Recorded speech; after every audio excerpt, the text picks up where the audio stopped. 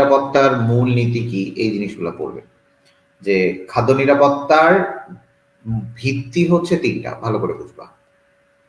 ভিত্তি হচ্ছে তিনটা, ভালো করে বুঝবা। খাদ্য নিরাপত্তার ভিত্তি হচ্ছে তিনটা। খাদ্য নিরাপত্তার ভিত্তি কয়টা ভাইয়া? তিনটা। আবারও বলি, খাদ্য নিরাপত্তার ভিত্তি হচ্ছে তিনটা।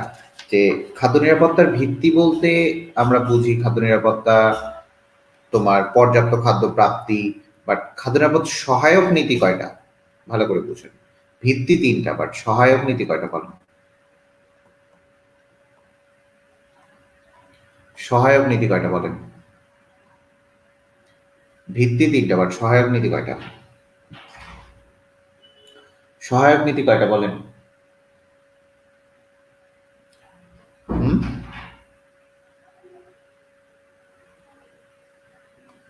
সহায়ক নীতি কয়টা বলেন? বলেন সহায়ক নীতি কয়টা?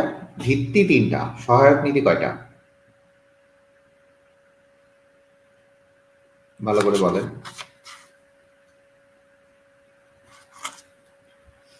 চিন্তা করেন। পাঁচটা।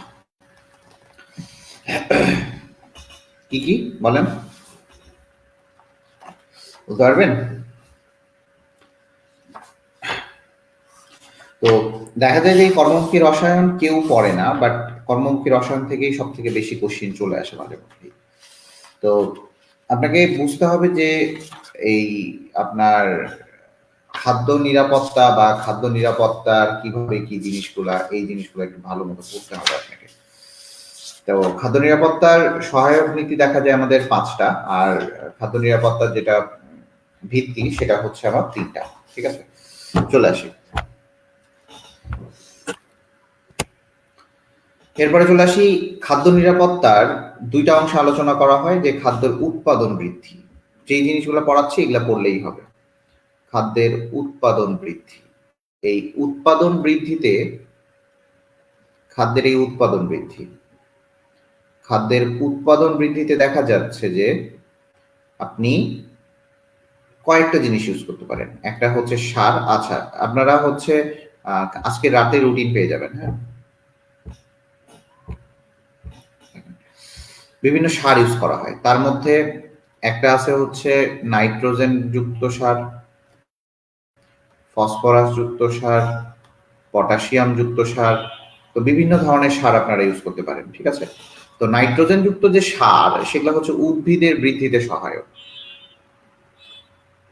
উদ্ভিদের বৃদ্ধিতে সহায়ক।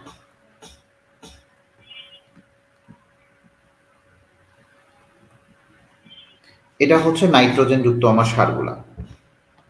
ফসফরাস যুক্ত সারে কি হয় বলেন দেখি? ফসফরাস যুক্ত সার, ফসফরাস যুক্ত সারে বইয়ের ঠিক মানে উল্লেখ করা নাই, বাট পটাশিয়াম যুক্ত সার যেটা হয় এটা হচ্ছে ফুল ফল ধারণে সাহায্য করে, ফুল এবং ফল ধারণে সাহায্য করে।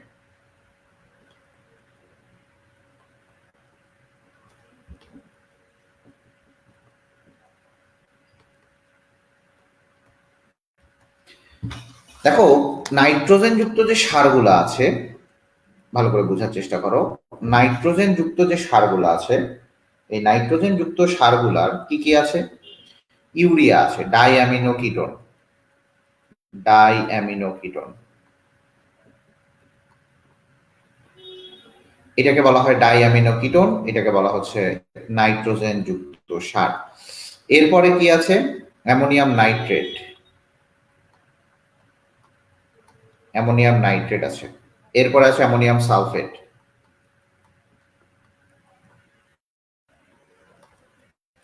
এই যে এই জিনিসগুলো আছে, তাহলে বোঝার চেষ্টা করেন এই নাইট্রোজেন যুক্ত সারগুলা আপনার কি করে? উদ্ভিদের বৃদ্ধিতে সহায়তা করে। পরেরটাই চলে আসি। এরপরে চলে আসি ফসফরাস যুক্ত যে সারগুলা আছে,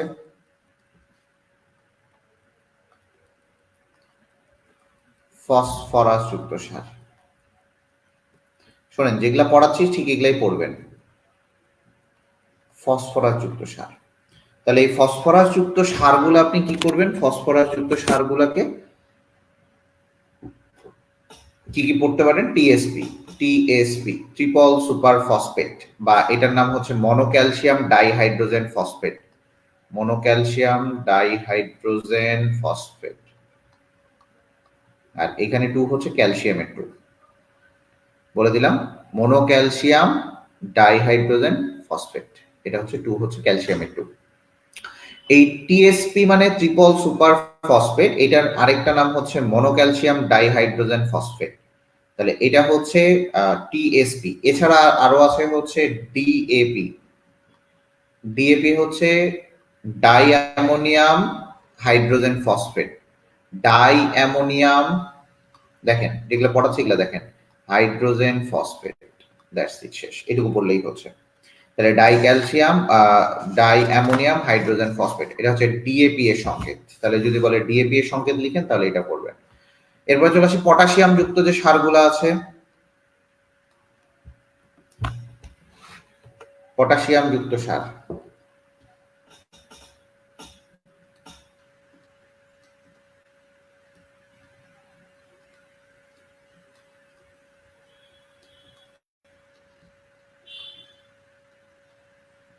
তাহলে পটাশিয়াম যুক্ত সারগুলা কি কি আছে? পটাশিয়াম যুক্ত সার হচ্ছে KCl, এইটা পড়বেন, পটাশিয়াম ক্লোরাইড, এটাকে বলা হয় মিউরেট অফ পটাশ। যদি বলে মিউরেট অফ পটাশ কোনটা, আপনারা কিন্তু 90% ভুল করবেন, মিউরেট অফ পটাশ, ঠিক আছে? তাহলে এটাকে কি বলবো আমরা? Muriate of potash. ক্লিয়ার এইটুকু? Muriate of potash. তাহলে এই জিনিসটা হচ্ছে ভালো মতো বুঝবেন। তাহলে এই জিনিসগুলো যেগুলো বলতেছি, এই জিনিসগুলো যদি একবার পড়ে নেন সেই ক্ষেত্রে আর আপনাদের কোনো প্রবলেম হবে না। পটাশিয়াম যুক্ত সার, এই যে এই সারগুলা, এটা হচ্ছে ফুল ফল ধারণে সাহায্য করে, আবার জমির পোকামাকড় যেন নষ্ট না হতে পারে, এটা পোকামাকড় বা ইনসেক্টিসাইড হিসেবে কাজ করে, পোকামাকড় দূরকরণে সাহায্য করে।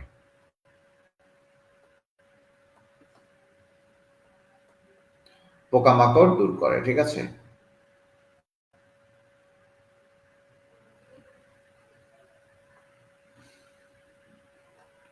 কথা বোঝা গেছে?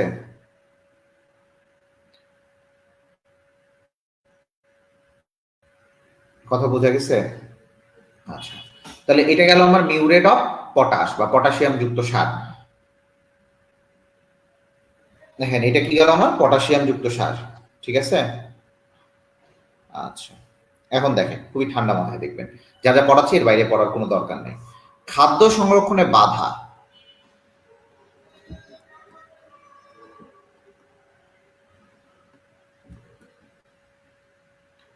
খাদ্য সংরক্ষণের বাধা, এই খাদ্য সংরক্ষণের বাধা, এই এক্সাম ব্যাচের এক্সাম আজ থেকে না তো, এক্সাম ব্যাচের এক্সাম 5 তারিখ থেকে, রুটিন পাস নাই, রুটিন তো দিছি। খাদ্য সংরক্ষণের বাধা দুইটা, একটা হচ্ছে জীবাণু দ্বারা আক্রমণ, জীবাণু দ্বারা আক্রমণ,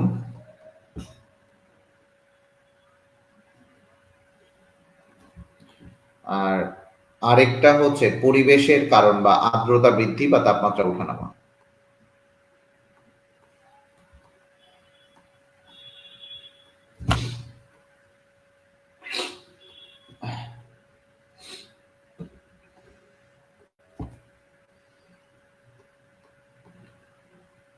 আচ্ছা, আরো আছে জীবাণু দ্বারা আক্রমণ বলতে তোমার কি বোঝায়? জীবাণু দ্বারা আক্রমণ বলতে বোঝায় তোমার ব্যাকটেরিয়া, ইস্ট, মোল্ড, এগুলা দ্বারা আক্রমণ, ব্যাকটেরিয়া,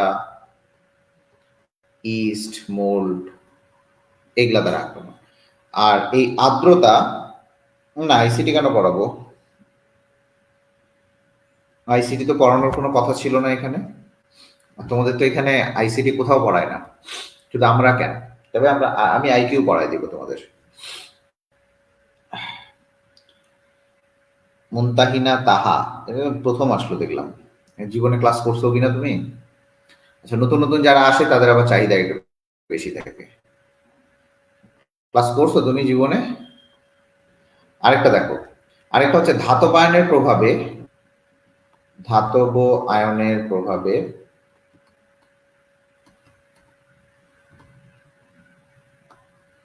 ধাতব আয়নের প্রভাবে, লেখো ধাতব আয়নের প্রভাবে তেল চর্বিযুক্ত খাদ্যবস্তুতে জারণ প্রক্রিয়া। তেল চর্বিযুক্ত খাদ্যতে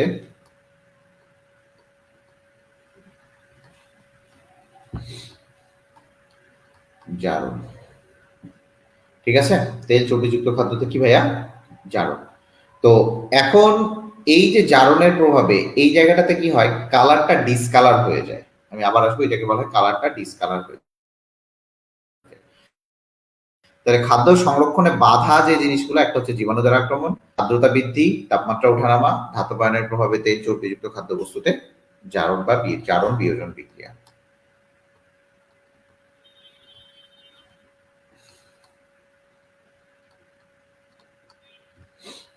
ঠিক আছে, তো এই হচ্ছে আমাদের জিনিস। তো খুবই ভালো কথা। এরপরে চলে আসি যে আমরা বিভিন্ন খাদ্যবস্তুতে আমাদের দেখা যায় যে আমরা বিভিন্ন ধরনের খাবার দেই বা খাদ্যবস্তুতে একটা তাপমাত্রায় যায়, ব্যাকটেরিয়া বৃদ্ধি হয়। তাহলে এই যে ব্যাকটেরিয়া বা জীবাণুগুলা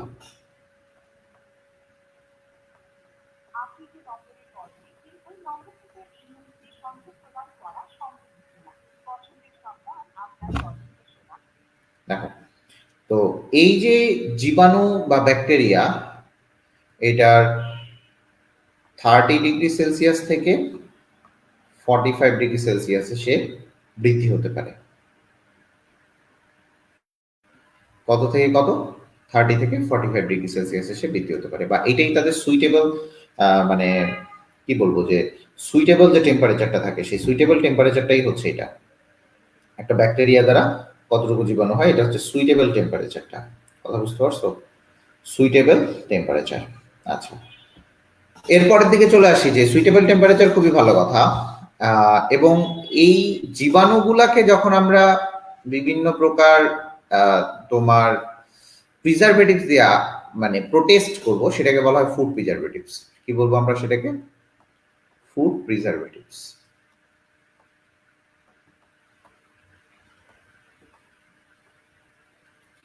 তাহলে বোঝার চেষ্টা করবেন যে ফুড প্রিজারভেটিভসটা কি জিনিস। এই ফুড প্রিজারভেটিভসটা আবার দুই প্রকারের হয়।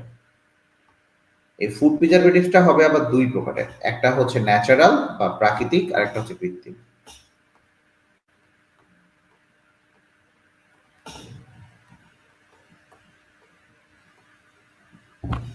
একটা হচ্ছে প্রাকৃতিক, আরেকটা কি? কৃত্রিম। তো এইটা গেল হচ্ছে আমার ফুড প্রিজারভেটিভস এর হিসাবটা। ঠিক আছে, এটা গেল আমার ফুড প্রিজারভেটিভস এর হিসাবটা।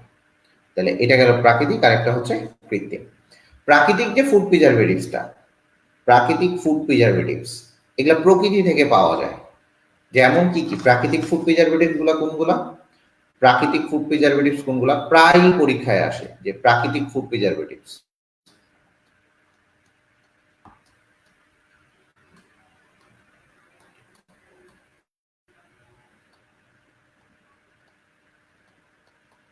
তো প্রাকৃতিক ফুড প্রিজারভেটিভস গুলা বোঝার চেষ্টা করবা এবং ঠান্ডা মাথায় বুঝবা। সরিষার তেল,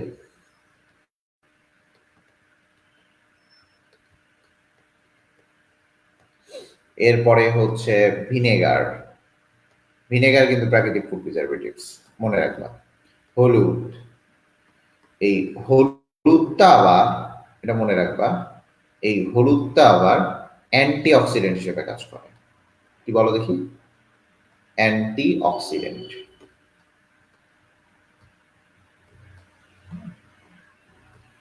অ্যান্টি অক্সিডেন্ট। এরপরে চলে আসি, হলুদ তুমি করছো, এরপরে কি কি আছে? হলুদ, এরপরে হচ্ছে সরিষার তেল, খাবার লবণ, চিনি, খাবার লবণ। এই খাবার লবণের মাধ্যমে যে তুমি খাদ্য সংরক্ষণ করো, এটাকে বলা হয় কিউরিং। এটাকে বলা হয় কিউরিং। এরপরে চলে আসি, এরপরে হচ্ছে আমরা লবণ আছে, এরপরে হচ্ছে চিনি আছে। তাহলে এই চিনিটা আবার পদ্ধতি হচ্ছে অসমোসিস প্রক্রিয়ায়, অসমোসিস প্রক্রিয়ায় সে কি করে বলো দেখি? অসমোসিস প্রক্রিয়ায় সে খাবারটা প্রক্রিয়ায় সে জীবাণুটা ধ্বংস করে। তাহলে যদি বলে চিনি কোন প্রক্রিয়ায় তোমার জীবাণু ধ্বংস করে, বলবো অসমোসিস প্রক্রিয়ায়। খাবার লবণ দ্বারা সংরক্ষণ পদ্ধতিকে কি বলে? বলা হয় কিউরিং। এবং এই কিউরিং এ দেখা যায় 7 থেকে 8% লবণের দ্রবণ থাকে। তোমাকে আমি যেগুলো বলে দিচ্ছি এর বাইরে কোনো কোশ্চিন ইনশাল্লাহ যাবে না, ঠিক আছে? তো চিনি এগুলা হচ্ছে গেল আমাদের ফুড প্রিজারভেটিভস। তার মধ্যে সরিষার তেল, ভিনেগার, হলুদকে বলা হয় কি? হলুদ হচ্ছে একমাত্র অ্যান্টি অক্সিডেন্ট। কথা বুঝছো? তাহলে অ্যান্টি অক্সিডেন্ট কোনটা? বলবা হলুদ হচ্ছে অ্যান্টি অক্সিডেন্ট। খাবার লবণ দ্বারা খাদ্য সংরক্ষণের পদ্ধতিকে কি বলে? সেটাকে বলা হচ্ছে কিউরিং। আর চিনিকে কি বলা হয়? অসমোসিস প্রক্রিয়ায় চিনি কি করে? খাদ্য শোষণ করে। ঠিক আছে, কথা ক্লিয়ার? কথা ক্লিয়ার হয়েছে? কথা ক্লিয়ার হয়েছে? আচ্ছা, এই ফুড প্রিজারভেটিভস ছাড়াও তোমার বিভিন্নভাবে খাদ্য সংরক্ষণ করা হয়। তার মধ্যে একটা যে ড্রাইং প্রসেস।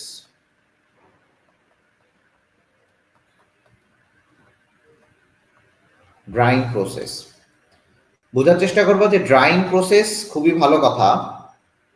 এখানে ড্রাইং প্রসেসের হিসাবটা হচ্ছে খাদ্য শুষ্ককরণ, মানে খাদ্যটা শুকায়। যেমন শুটকি মাছ,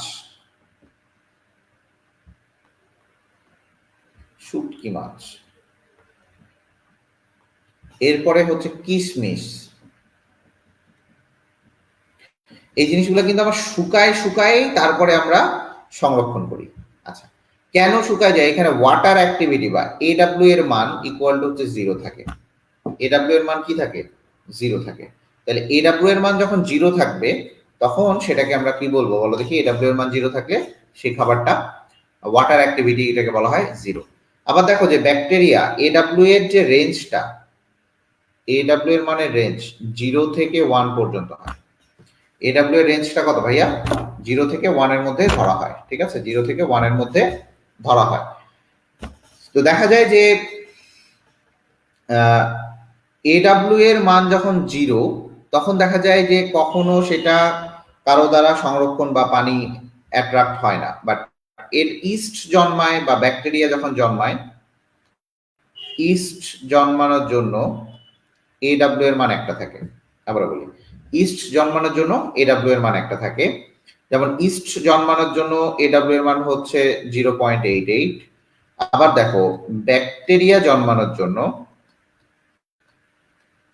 ব্যাকটেরিয়া যদি জন্মায় তাহলে এডব্লিউ এর মান হচ্ছে লেস দেন তো না, গ্রেটার দেন হবে, দাঁড়াও, গ্রেটার দেন 90, গ্রেটার দেন 0.90। ভাইয়া মনে থাকে না এগুলা, ভাইয়া মনে থাকে না। ইস্ট ট আছে, 8 শেষে ট আছে। ইস্ট 8, ইস্ট আর 8 এর মধ্যে একটা ছোটখাটো একটা মিল আছে।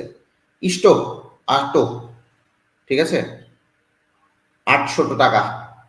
ইস্ট ট দিয়ে আছে শেষে, 8 শেষে ট আছে। ব্যাকটেরিয়া, ঠিক আছে, ব্যাকটেরিয়া জন্মানোর জন্য দেখা যায় যে তোমার হচ্ছে 0.90 হয়। ঠিক আছে, আরেকটা হচ্ছে ছত্রাক। দেখো ছত্রাক জন্মানোর জন্য এটার এডব্লিউ এর মান গ্রেটার দেন 0.80 হয়। 0.80।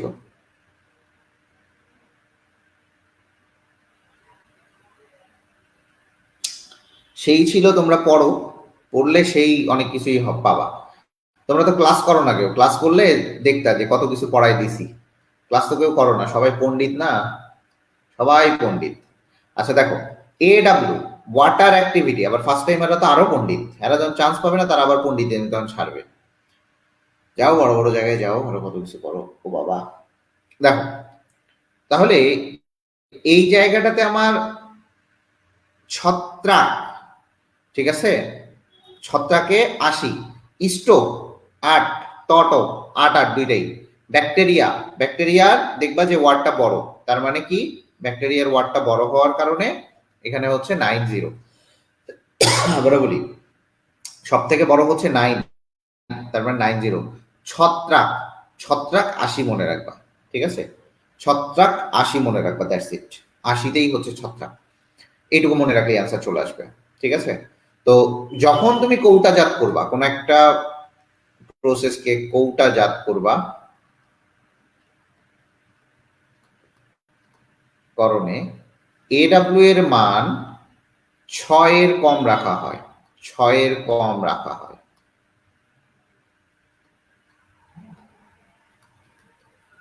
ঠিক আছে? AW এর মান 6 এর কম রাখা হয়।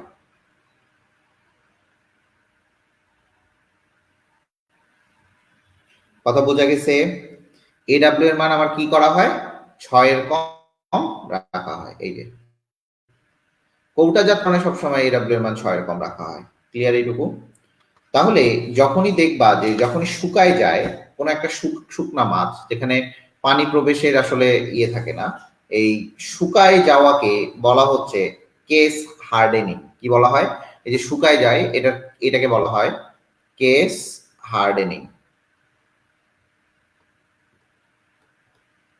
কি বলা হয়? Case hardening. তার মানে এটা যদি একটা মাছ হয়, এই যে কেস, তার মানে খোলসটা যখন শুকায় যাবে, এটাকেই বলা হচ্ছে কেস হার্ডেনিং। তাহলে কেস হার্ডেনিং কি জিনিস ভাইয়া? কেস হার্ডেনিং হচ্ছে এই শুকানো, আর কিছু না, ঠিক আছে? এখানে কোনো কিছু জন্মাতে পারে না। এরপরে চলে আসি ড্রাইং, দেখলা। এরপরে চলে আসি শীতলীকরণ বা কুলিং প্রসেস।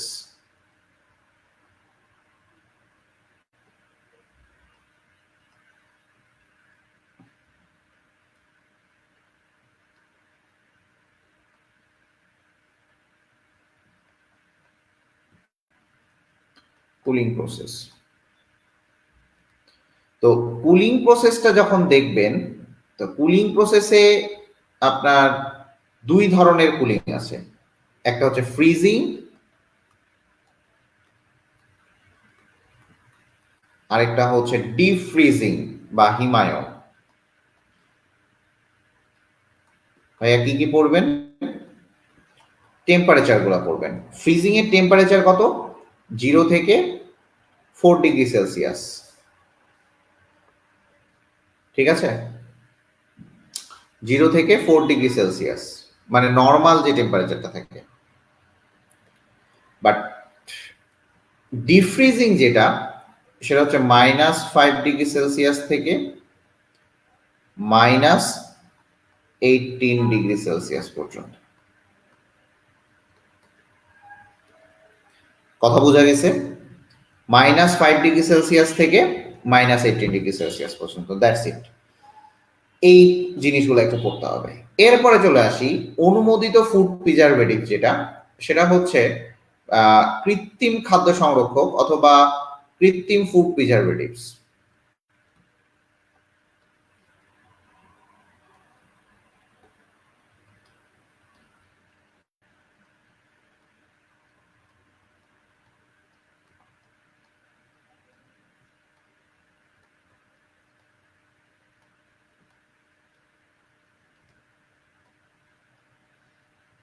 তো কৃত্রিম ফুড প্রিজারভেটিভস কে ঠান্ডা মাথায় দেখবেন, এই জায়গা থেকে প্রচুর কোশ্চিন আছে। 3টা ভাগে ভাগ করা হয়। একটা হচ্ছে অ্যান্টি মাইক্রোবায়াল এজেন্ট, সব অ্যান্টি কিন্তু, অ্যান্টি মাইক্রোবায়াল এজেন্ট।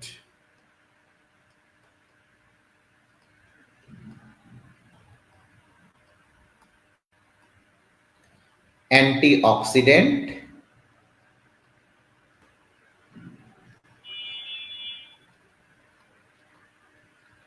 আর একটা হচ্ছে চিলেটিং এজেন্ট। চিলেটিং না লেখে আমি কিলেটিং লিখি।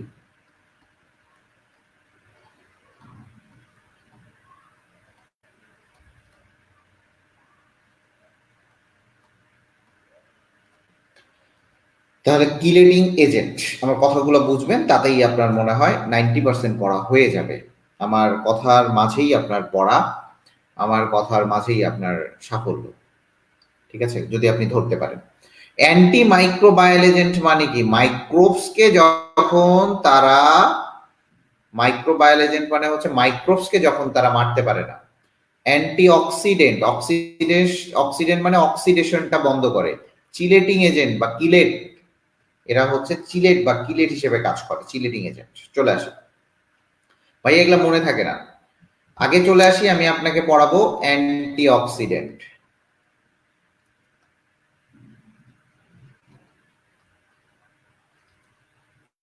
অ্যান্টিঅক্সিডেন্ট ভাই, এগুলা জীবনে মনে থাকে না।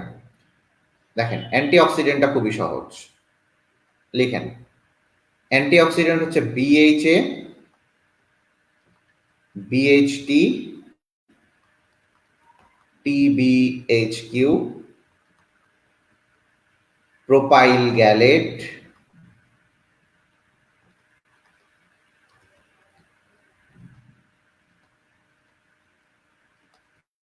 মিথাইল গ্যালেটও হইতে পারে, মানে অ্যালকাইল গ্যালেট আর কি। Propyl gallate, methyl gallate, ethyl gallate, যে কোনোটাই হইতে পারে। ঠিক আছে, propyl gallate, methyl gallate, ethyl gallate, যে কোনোটাই হইতে পারে। যদি প্রোপাইল থাকে, প্রোপাইল। বা যারা ফার্স্ট টাইমার আছে, এগুলা সকল স্ট্রাকচার গুলা পড়বা, এগুলা স্ট্রাকচার মাস্ট বি, এগুলা স্ট্রাকচার পড়তেই হবে তোমাকে। তো এখন দেখা যায় বিএইচএ, বিএসটি এগুলা হচ্ছে গেল আমার কৃত্রিম। যদি প্রাকৃতিক অ্যান্টিঅক্সিডেন্ট বলো, প্রাকৃতিক একটা হচ্ছে হলুদ,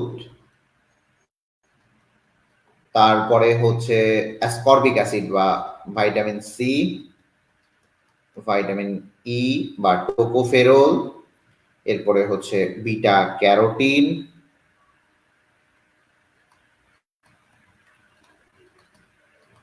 আরেকটা হচ্ছে অধাতু সেলেনিয়াম, অধাতু সেলেনিয়াম।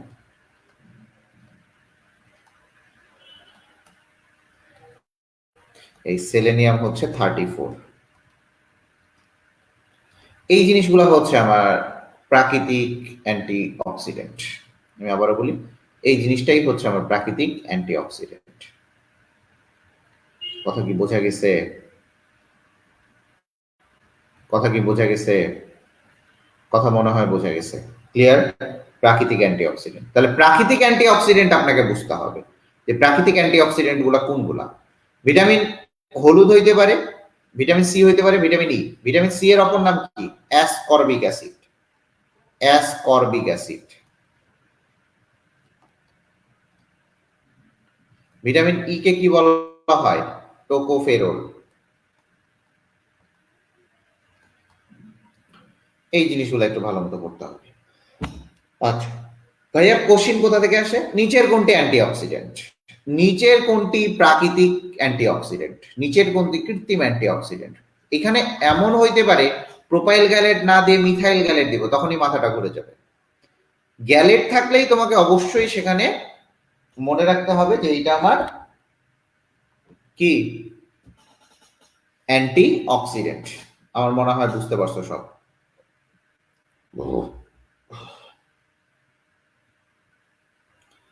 এটা মনে হয় বুঝতে পারছো। এরপরে চলে আসি চিলেটিং অথবা কিলেটিং এজেন্ট।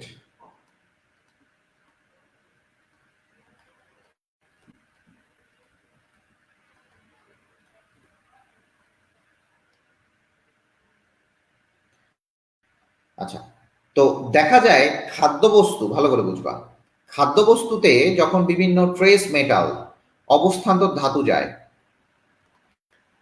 তো আপনারা জানেন যে অবস্থান্তর যে ধাতুগুলা, এগুলা কালারগুলা ডিসকালার করে দেয়। এই অবস্থান্তর ধাতুগুলা খাদ্যবস্তুর সাথে মিশবে, খাদ্যবস্তুর সাথে রিয়্যাক্ট করবে, রিয়্যাক্ট করে কালারটা নষ্ট করে।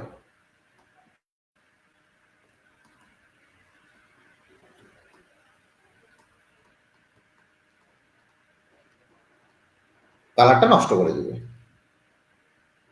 ঠিক আছে? তো কালারটা যখন নষ্ট করে দিবে, তখন করে কি, যে কালারটা নষ্ট করার সাথে সাথে কালারটা নষ্ট করে দিল। এখন এই জায়গাটাতে করে কি, যে এরা সাথে সাথে বিভিন্ন ভিটামিন নষ্ট করে।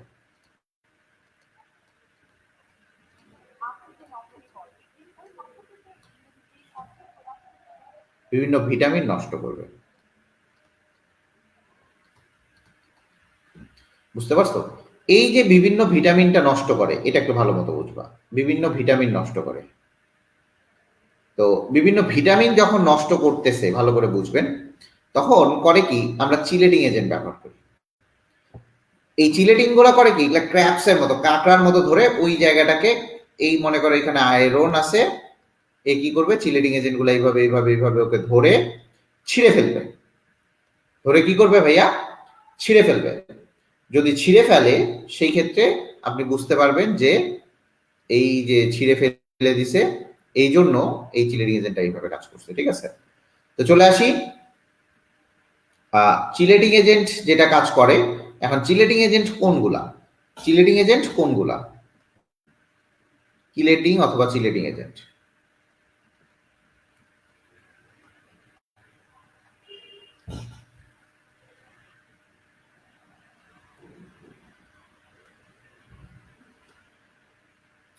দেখেন, চিলেটিং অথবা কিলেটিং এজেন্ট, দেখো চিলেটিং অথবা কিলেটিং এজেন্ট। তো কিলেটিং অথবা চিলেটিং এজেন্ট যেটা, সেটা হচ্ছে EDTA. ইডিটি, ethyl diamine tetra acetate, EDTA, ethyl diamine tetra acetate. এইটাকে বলা হয় পলিডেন্টেড লিগ্যান্ড। পলিডেন্টেড লিগ্যান্ড কেন, এটা দুইয়ের অধিক পলিডেন্টেড লিগ্যান্ড।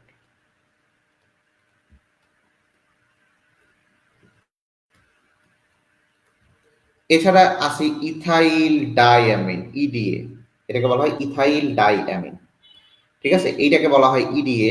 এটা হচ্ছে দ্বিদন্তী লিগ্যান্ড বা বাইডেন্টেড লিগ্যান্ড। এটা হচ্ছে বাইডেন্টেড লিগ্যান্ড।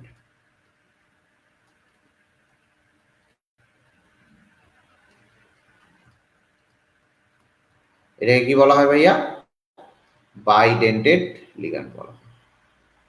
তাহলে ইডিটিএ আর ইডিএ বোঝা গেছে কি জিনিস, ইডিটিএ আর ইডিএ, এটা বোঝা গেছে কি জিনিস, বোঝা গেছে কি জিনিস, ক্লিয়ার হয়েছে এটা? এখন আসি যে ভাইয়া এগুলা কি কি পড়তে হবে। যারা ফার্স্ট টাইমার আছেন তারা এই ইডিটি এর গাঠনিক সংকেতটা পড়বেন, ইডি এর গাঠনিক সংকেতটা পড়বেন। এগুলার গাঠনিক সংকেতগুলো খুবই ইম্পর্টেন্ট। গাঠনিক সংকেত, এই পুরাটা হচ্ছে রিটেনের জন্য। এই গাঠনিক সংকেতগুলো হচ্ছে রিটেনের জন্য খুবই ইম্পর্টেন্ট। ঠিক আছে, ইডিটি আর ইডিএ হচ্ছে গাঠনিক সংকেত। এখন আসি ভাইয়া এইগুলা বাদ দিয়ে যেগুলা আছে, আমি আবারও বলি, চিলেটিং এজেন্ট এবং অ্যান্টি অক্সিডেন্ট, এগুলা বাদ দিয়ে যেগুলো আছে সবগুলো হচ্ছে অ্যান্টি মাইক্রোবায়াল এজেন্ট, সবগুলোই কি অ্যান্টি মাইক্রোবায়াল এজেন্ট। আচ্ছা, এখন চলে আসি, এখানে আরেকটা জিনিস আপনাদের প্রশ্ন করা উচিত ছিল যে ভাইয়া এখানে বললেন যে কোন কোন ধাতুগুলা কালারটা ডিসকালার করে।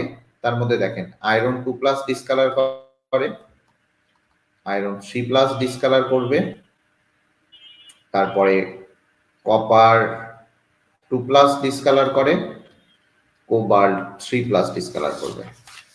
তো এই জিনিসগুলো হচ্ছে সাধারণত খাদ্য বস্তুটাকে কি করে দেয় বলে দেখি, ডিসকালার করে দিচ্ছে। ঠিক আছে, আয়রন কোবাল্ট এগুলা, ঠিক আছে, এই জিনিসগুলো। এখন এই যে আয়রন কোবাল্টের মধ্যে ভালো করে বোঝার চেষ্টা করেন। এখন দেখা যায় যে কপার দ্বারা, এই কপার দ্বারা তুমি দুইটা করতে পারো। একটা হচ্ছে ভাইটামিন সি, ভাইটামিন সি নষ্ট হয় হচ্ছে কপার দ্বারা। অ্যাসকর্বিক অ্যাসিড, ভাইটামিন ই, টোকোফেরল যেটা, সেটাও ই দ্বারা, কপার দ্বারা নষ্ট হয়। তারপরে আরেকটা নষ্ট হয় হচ্ছে ফলিক অ্যাসিড। তাহলে যদি বলে যে ফলিক অ্যাসিড নষ্টের জন্য নিচের কোনটি দায়ী, তখন তোমাকে বলতে হবে কপার দায়ী। ফলিক অ্যাসিড নষ্টের জন্য নিচের কোনটি দায়ী, তখন বলতে হবে তোমাকে কপার দায়ী। আমার কথা বুঝতে পারছো? এর পরের দিকে চলে আসি যে এখানে আমরা কোবাল্ট দেখতে পাচ্ছি, আয়রন আর দেখা যায় এই আয়রনটা ভিটামিন এ নষ্ট করে, কিন্তু কপার কিন্তু আবার এটাও নষ্ট করে, ভিটামিন এ নষ্ট করে। ভিটামিন এ নষ্ট করে। আবার আয়রনটা শুধুমাত্র ভিটামিন এ নষ্ট করে। ঠিক আছে, আয়রনটা শুধুমাত্র ভিটামিন এ নষ্ট করে। ঠিক আছে, তো এই জিনিসগুলো হচ্ছে ভালো মতো পড়বেন যে আসলে কোনটা কি নষ্ট করে।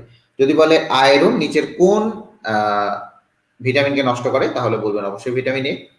যদি বলে যে কপার কোন ভিটামিনকে নষ্ট করে, বলবেন vitamin C, vitamin E, folic acid, vitamin A. তাহলে ভিটামিন এ নষ্ট হয় আয়রন এবং কপার দ্বারা, দুইটা দ্বারাই নষ্ট হয়। ক্লিয়ার এইটুকু? ক্লিয়ার মনে হয় এইটুকু। আচ্ছা, পরেরটাই চলে আসছি।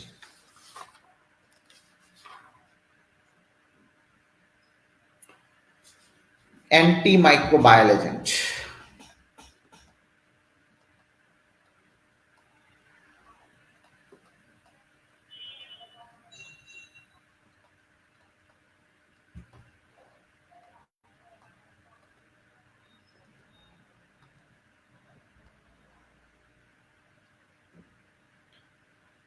কপারেরটা উল্লেখ করা নাই বইয়ে, বইয়ে উল্লেখ করে নাই কোবাল্টেরটা।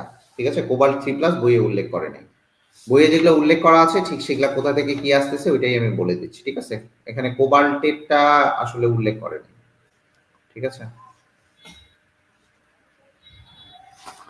তো দাঁড়াও দেখে নেই তাহলে, যদি অন্য বইয়ে থাকে একটু দেখে নিই। ওয়েট, কোবাল্টেরটা একটা বইয়ে উল্লেখ করা নেই। Wait, let me C.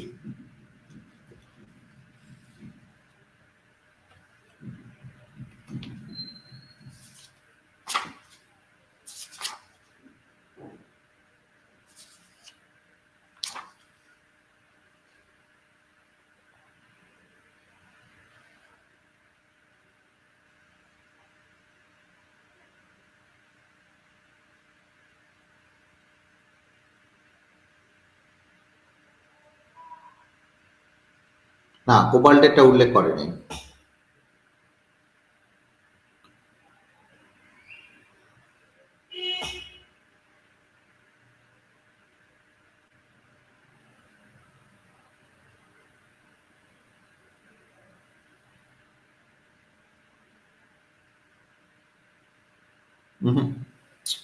কোবাল্টেরটা উল্লেখ করে নাই। কোবাল্টেরটা উল্লেখ করে নাই।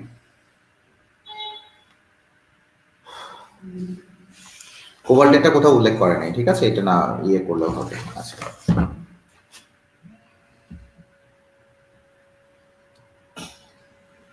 কোবাল্টেরটা উল্লেখ করে নাই। আচ্ছা, চলে আসি অ্যান্টি মাইক্রোবায়াল এজেন্ট। তো অ্যান্টি মাইক্রোবায়াল এজেন্ট যেটা আছে, সেই অ্যান্টি মাইক্রোবায়াল এজেন্ট গুলো দেখো, সোডিয়াম বেনজয়েট,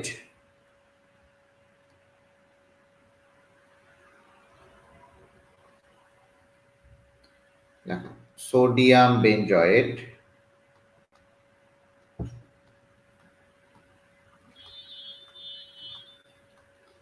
দেখো এই জিনিসগুলো একটু ভালো মতো করতে হবে। এই সোডিয়াম বেনজয়েটটার কত পিএইচ এ কাজ করে, দেখো একটা করে নাম পড়বো, একটা করে পড়বো। এই পড়াচ্ছি, পড়ার সাথে সাথে এইটা কেন? সব ভার্সিটি কি তুই বইটা পড়, বই পড়লেই চান্স পাবি, বইয়ের বাইরে থেকে একটা কোশ্চিনও আসে না। দেখ এখন দেখ, এগুলো তো জীবনে পড়িস নাই। এই সোডিয়াম বেনজয়েট দেখা যায় পিএইচ ইকুয়াল টু 4.5 এর নিচে কাজ করে, এগুলো তো জীবনে পড়িস নাই। এখন এইটা দিলে আর পরীক্ষায় পারবি না। 4.5 এর নিচে কাজ করে। আমরা পড়তেছিলাম হচ্ছে সোডিয়াম বেনজয়েট, ভালো করে বুঝিস, আমরা পড়তেছিলাম সোডিয়াম বেনজয়েট এবং সোডিয়াম বেনজয়েট সম্পর্কে পড়ি। এরপরে এই সোডিয়াম বেনজয়েটটা আছে, এটার অনুমোদিত মাত্রা হচ্ছে 0.1%। অনুমোদিত মাত্রা কি 0.1%। এবং দেখা যায় যে এটা চানাচুর, ভালো করে বুঝবি, চিপস, পনির, তারপরে হচ্ছে বিভিন্ন প্রকার সালাদ, আচার, টমেটো সস, সালাদ, আচার, টমেটো সস,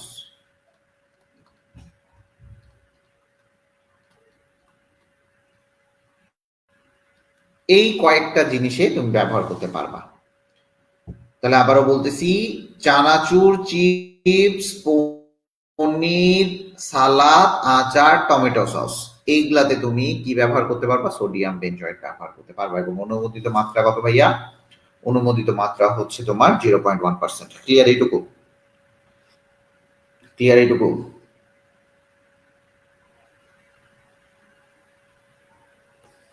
এই সোডিয়াম বেনজয়েট বা বেনজয়িক অ্যাসিড 200 ppm দেয়া নাই, অনুমোদিত মাত্রা হচ্ছে 1%। আর 200 ppm তুমি লিখতে পারো, এটা অনুমোদিত মাত্রা 200 ppm ও বলতে পারো, আবার এটাও বলতে পারো, এটা 200 ppm ও লিখতে পারো,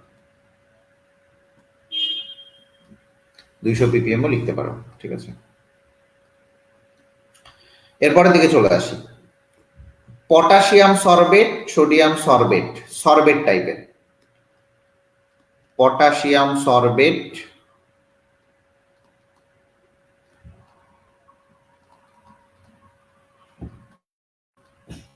সোডিয়াম সরবেট,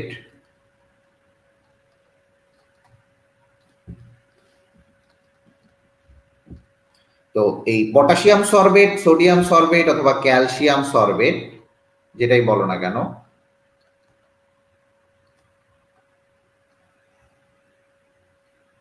এগুলার অনুমোদিত মাত্রা বা এগুলা কখন কি কাজ করে, সর্বাধিক মাত্রা এটা করতে হবে। এবং আরেকটা জিনিস হচ্ছে যে দই মিষ্টি, এটা খুবই ইম্পর্টেন্ট। দই মিষ্টি, দই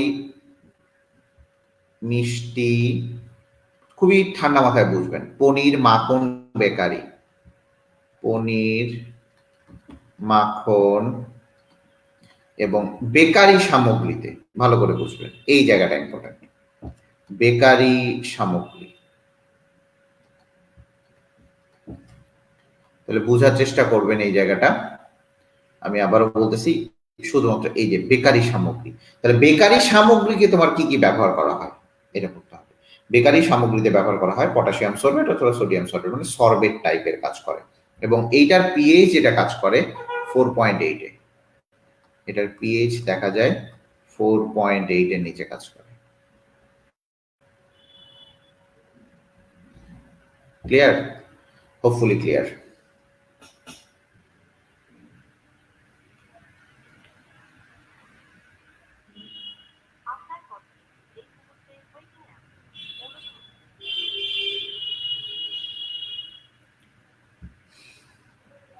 এরকম মনে হয় ক্লিয়ার। দেখবেন যে অ্যাসিটিক অ্যাসিড,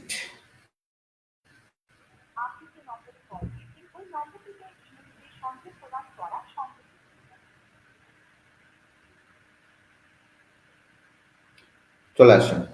আমার 10 জন হয়ে গেল কেন? 9 জন, বাহ, কমে যাচ্ছে। আচ্ছা কমুক, সমস্যা নেই, তারপরে অনেকক্ষণ ক্লাস করছেন এখনো। দেখেন, এরপরে চলে আসি অ্যাসিটিক অ্যাসিড।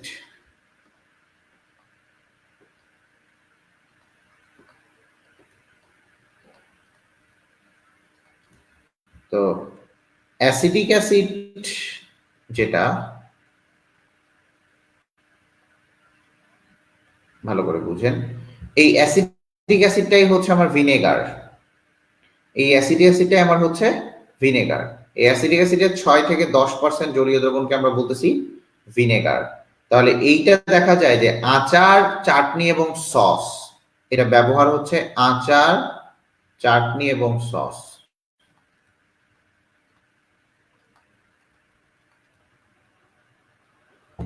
এই তিনটাতে আমরা অ্যাসিটিক অ্যাসিড ব্যবহার করে থাকি। এরপর চলে আসে ক্যালসিয়াম প্রোপানয়েট।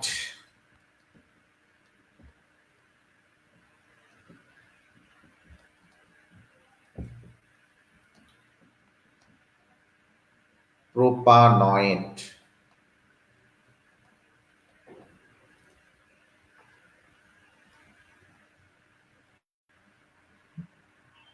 এখন এই ক্যালসিয়াম প্রোপানয়েটটা আপনার ইম্পর্টেন্ট। কোথায় ইম্পর্টেন্ট? ক্যালসিয়াম প্রোপানয়েটটা ইম্পর্টেন্ট হচ্ছে ব্যবহারটা খুবই ইম্পর্টেন্ট। এই ক্যালসিয়াম প্রোপানয়েটটা দেখা যায় যে পাউরুটি, বিস্কুট, ভালো করে বুঝবেন, পাউরুটি, বিস্কিট, এরপরে হচ্ছে দুগ্ধজাত মাখন, এগুলা ব্যবহার করা হয়। তাহলে আমরা দেখো বেকারির আইটেম গুলাতে সাধারণত মিষ্টি দইয়ে ব্যবহার করছি সোডিয়াম সরবেট। দেখেন পাউরুটি কিন্তু আমরা এখানে কোথাও ব্যবহার করি নাই, এই যে পাউরুটিতেই হচ্ছে একমাত্র ক্যালসিয়াম প্রোপানয়েড ব্যবহার করা হয়। আবার বলি পাউরুটিতে ক্যালসিয়াম প্রোপানয়েড ব্যবহার করা হয়, পাউরুটিতে ক্যালসিয়াম প্রোপানয়েড ব্যবহার করা হয়। ঠিক আছে, এরপরে চলে আসি, ব্যবহারগুলো ভালো মতো পড়বেন, তাহলেই দেখবেন যে আপনার মানে অনেকগুলা এমসিকিউ আপনি কভার করতে পারতেছেন। এরপর আসি সাইট্রিক অ্যাসিড।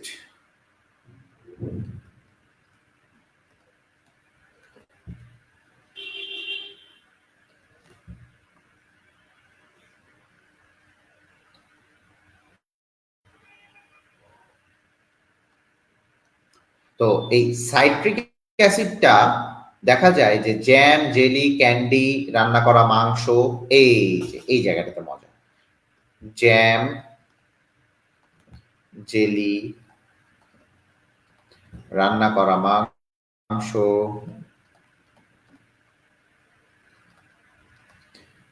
এই টাইপের বা কৌটাজাত প্রক্রিয়া, কৌটাজাতকরণ করণে ব্যবহার করা হয়। ভাইয়া এত ঠান্ডা মাথায় পড়াচ্ছেন, ঠান্ডা মাথায় পড়তে হবে এই জিনিসগুলো, এই জিনিসগুলো ঠান্ডা মাথায় পড়তে হবে। ঠান্ডা মাথায় যদি আপনি না পড়েন এই জিনিসগুলো পারবেন না। সাইট্রিক অ্যাসিড গেল গা আমাদের। এরপরে চলে আসি সাইট্রিক অ্যাসিডের পর নাইট্রেট বা নাইট্রাইট লবণ, খুবই ইম্পর্টেন্ট। নাইট্রেট অথবা নাইট্রাইট লবণ খুব ইম্পর্টেন্ট। নাইট্রেট অথবা নাইট্রাইট লবণ।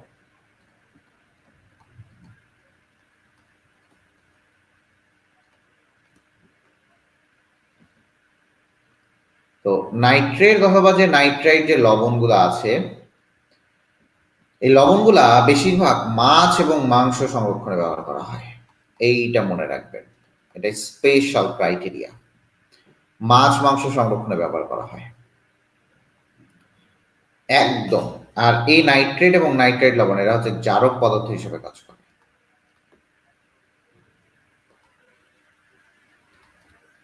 নাইট্রেট বা নাইট্রাইট লবণটা কি হিসেবে কাজ করে ভাইয়া? জারক পদার্থ হিসেবে কাজ করে। ক্লিয়ার? জারক পদার্থ হিসেবে কাজ করে।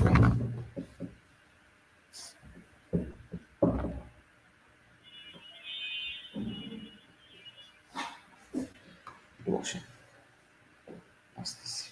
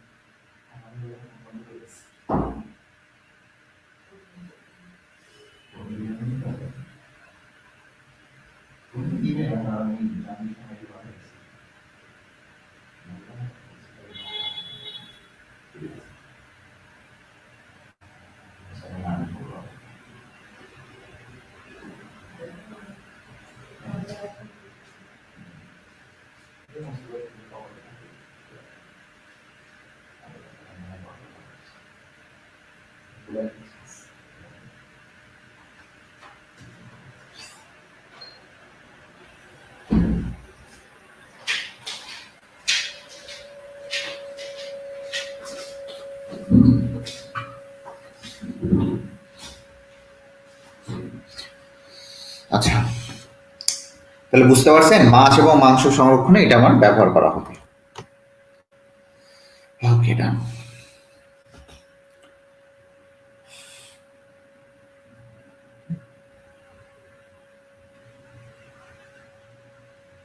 কিটা গান বাজনায়, ও আচ্ছা, মাথা ঠান্ডা, মাথা ঠান্ডা রাখতে হবে।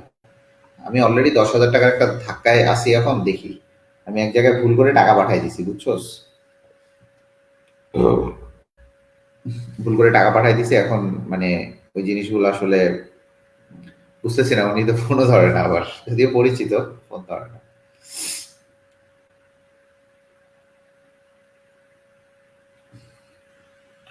চলে আসুন, সালফেট অথবা সালফাইড লবণ। সালফার ডাই অক্সাইড, তো দেখা যায় সালফার ডাইঅক্সাইড বা সালফাইড যে লবণটা, সালফার ডাইঅক্সাইড বা সালফাইড যে লবণটা, আমার নতুন টেবিলটার ঘটনাটা ঘটতেছে কেন?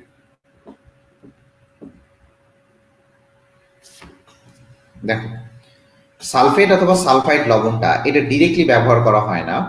এখানে দেখা যায় যে এরা সোডিয়াম সালফাইড আকারে ব্যবহার করা হয়।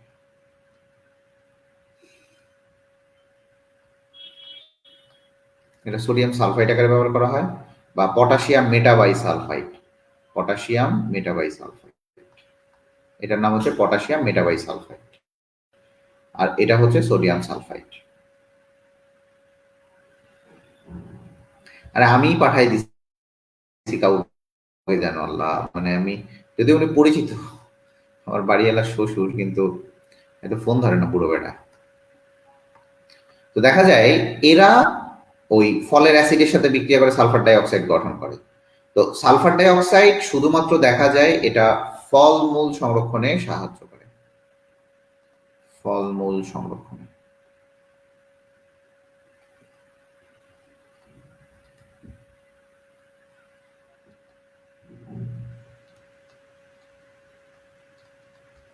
কথা বুঝতে পারছো?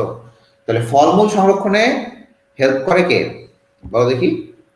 ফলমূল সংরক্ষণে হেল্প করে হচ্ছে আমার এই যেটা, আমার কথা মনে হয় ক্লিয়ার সবার।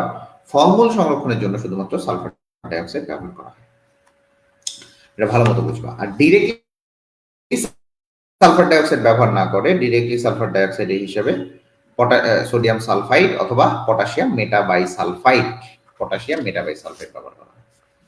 তাহলে আমার কথা ক্লিয়ার? আচ্ছা, এই জায়গায় কি কি পড়বেন, এই জায়গাগুলোতে একটা ছক আছে দেখবেন 567 পেজে, এটা হচ্ছে হাজারি স্যারের বই, হাজারি স্যারের বইয়ের 567 পেজের ওই ছকটা আপনারা মুখস্থ করবেন। এই ছকটা, এই ছকটা, ছক, এই ছকটা ইম্পর্টেন্ট। আচ্ছা, এরপরে চলে আসি ফুড অ্যাডিটিভস। এই পোর্শনটা আসে হচ্ছে জাহাঙ্গীরনগরে, ফুড অ্যাডিটিভস, এই পোর্শনটা চলে আসে আমার জাহাঙ্গীরনগরে। তাহলে ফুড অ্যাডিটিভস যেটা, ভালো করে বুঝবেন, এখানে তেল বা পানির মিশ্রণের জন্য বা খাদ্যবস্তুকে সুগন্ধ করার জন্য, আইসক্রিমের ফলের সুগন্ধ রস মেশানোর জন্য যেটা হয়, ভালো করে বুঝবেন, E322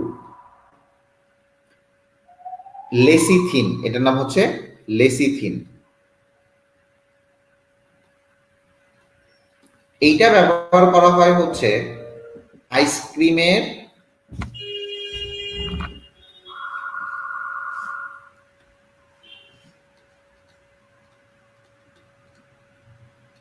আইসক্রিমের সুগন্ধ করার জন্য, এটা হচ্ছে লেসিথিন। ঠিক আছে? বাজারের গুঁড়ো দুধেও এটা মেশানো হয়, গুঁড়ো দুধেও এটা মেশানো হয়। এরপরে চলে আসি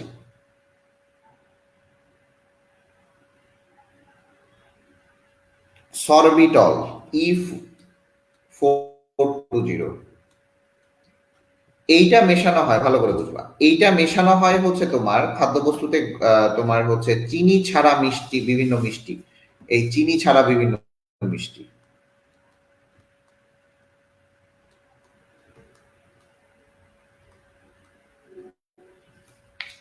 চিনি ছাড়া বিভিন্ন ধরনের মিষ্টি যেটা আছে সেটাকেই বলা হচ্ছে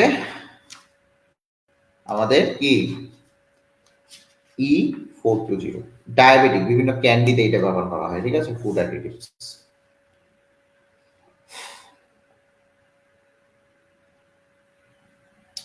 ক্লিয়ার এটুকু? ক্লিয়ার? এইটা এটা ব্যবহার করে diabetic chocolate, diabetics chocolate,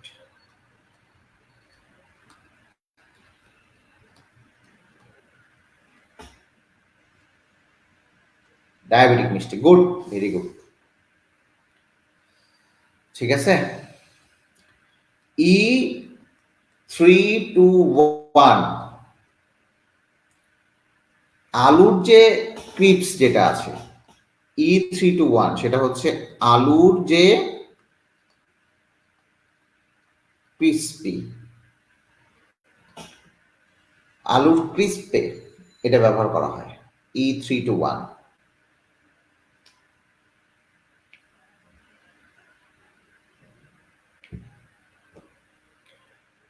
E142 এটা হচ্ছে মটরশুটির রঙের জন্য ব্যবহার করা হয়, মটরশুটির রং।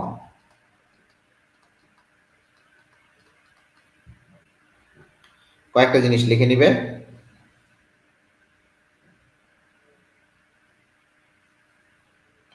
E219 এটা হচ্ছে ফলের রস সংরক্ষণে ব্যবহার করা হয়। দেখো, এটা হচ্ছে ফলের রস সংরক্ষণে ব্যবহার করা হয়, ফলের রস সংরক্ষণ।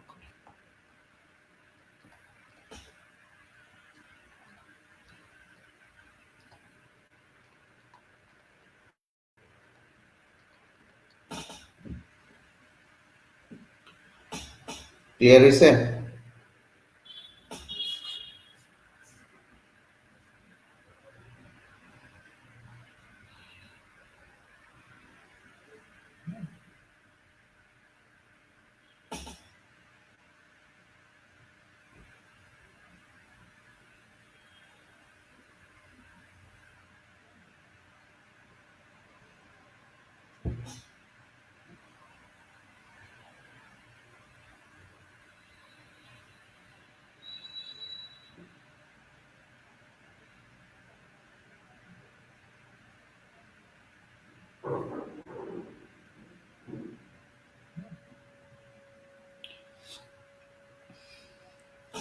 এটুকু ক্লিয়ার?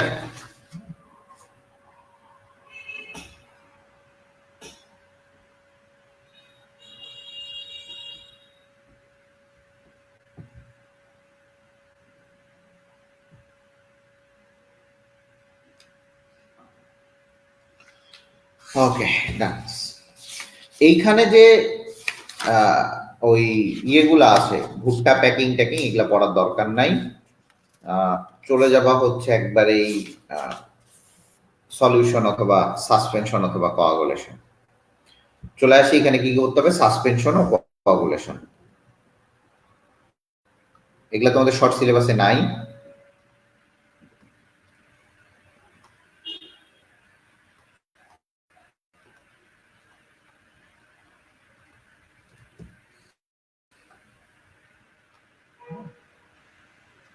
সাসপেনশন ও কোয়াগুলেশন।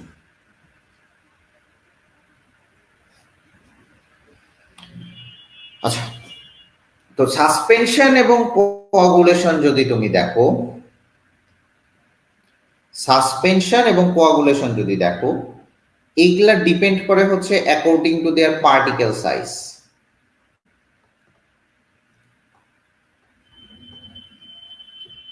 পার্টিকেল সাইজের উপর ডিপেন্ড করে এটা করা হয়। এই সাসপেনশন এবং কোয়াগুলেশন এই দুইটাই হচ্ছে আমার অসমসত্তীয় মিশ্রণ।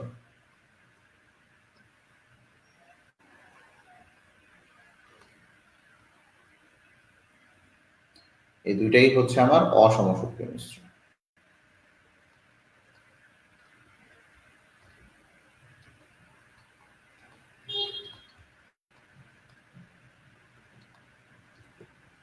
অসমসত্তীয় মিশ্রণ। আমার কথাগুলা ঠান্ডা মাথায় বুঝতে হবে। পার্টিকেল সাইজের উপর ডিপেন্ড করে আপনি অসমসত্তীয় মিশ্রণ করতেছেন, খুবই ভালো কথা। এই অসমসত্তীয় মিশ্রণের আরো একটা পার্ট হচ্ছে অদক্ষেপ। অদক্ষেপের পড়ার দরকার নাই। সাসপেনশন, ওই যে সিরাপের বোতল খাইছেন না ছোটবেলায়, ছোটবেলায় ছোট ছোট সিরাপ ছিল, সিরাপটা ঝাঁকাইতে হইতো, আবার নিচে তলানি পড়তো, এটা হচ্ছে সাসপেনশন। কোয়াগুলেশনের সব থেকে সুন্দর উদাহরণ হচ্ছে আমরা যে গাভীর দুধ খাই, সেটা, এটা হচ্ছে দুধ হচ্ছে কলয়েড। দুধ হচ্ছে এক ধরনের কলয়েড। কোয়াগুলেশন একটা প্রসেস, বাট কলয়েড হচ্ছে দুধ।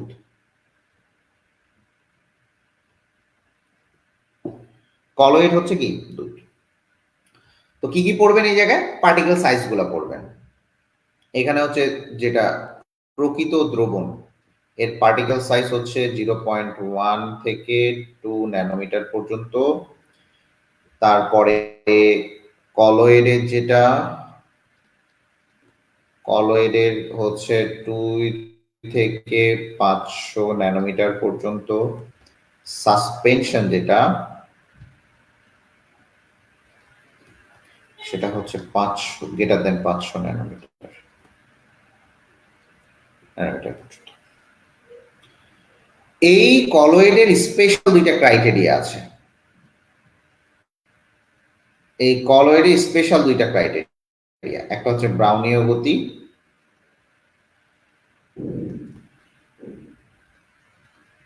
আরেকটা হচ্ছে টিন্ডাল প্রভাব।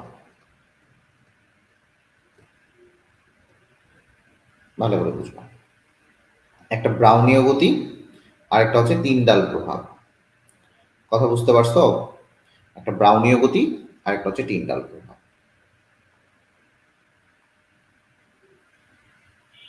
এই জিনিসটা খুবই ভালো মতো করতে হবে।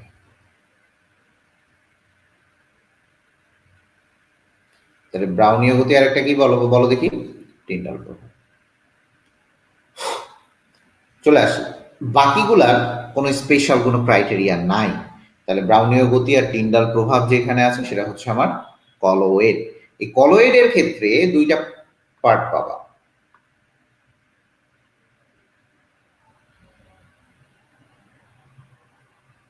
কলয়েড হচ্ছে দুইটা দশা, একটা হচ্ছে স্টেশনারি ফেস, আর একটা হচ্ছে মোবাইল ফেস। আবারও বলি, একটা স্টেশনারি ফেস, আরেকটা হচ্ছে মোবাইল ফেস, বা একটাকে বলা হয় সচল দশা, আরেকটাকে বলা হয় নিশ্চল দশা। ঠিক আছে? দুইটা, একটা হচ্ছে বিস্তারিত বস্তু কণা, আর একটা বিস্তারণ মাধ্যম। বিস্তারিত বস্তু কণা,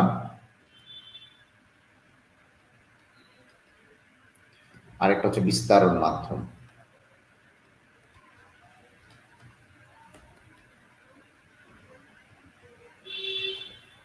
দ্যাটস ইট, শেষ। আবার বলি, একটা বিস্তারিত বস্তু কণা, আর একটা হচ্ছে বিস্তারণ মাধ্যম।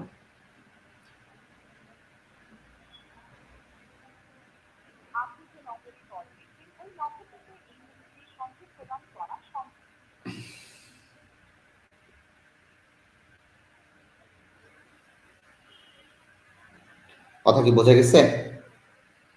তাহলে যদি বলে কলয়েডের কয়টা বস্তু কণা থাকে, একটা হচ্ছে দুইটা, একটা হচ্ছে বিস্তারিত বস্তু কণা, আর একটা হচ্ছে বিস্তারণ মাধ্যম। এটুকু ক্লিয়ার? আচ্ছা, এটুকু ক্লিয়ার। আচ্ছা, বিস্তারিত বস্তু কণাটা যখন পানি হবে, বিস্তারণ মাধ্যমটা, সেটাকে বলা হয় হাইড্রোসল। ঠিক আছে, হাইড্রোসল। ক্লিয়ার? আচ্ছা, ঠিক আছে। তো যাই হোক, এই পর্যন্তই আমি রাখবো আজকে। তোমাদের কালকেও কেমিস্ট্রি ক্লাস হবে। আমি কালকেও কেমিস্ট্রি ক্লাসটা দিব। কেমিস্ট্রিটা একটু পিছিয়ে আসো, কেমিস্ট্রি ক্লাসটা কয়েকদিনে করে শেষ করে ফেলা হয়। আচ্ছা, কালকেও কেমিস্ট্রি ক্লাসটা হবে। নির্বাচনের আগ পর্যন্ত বায়োলজি ক্লাসটা হবে না, নির্বাচনের পরে বায়োলজি ক্লাসটা হবে।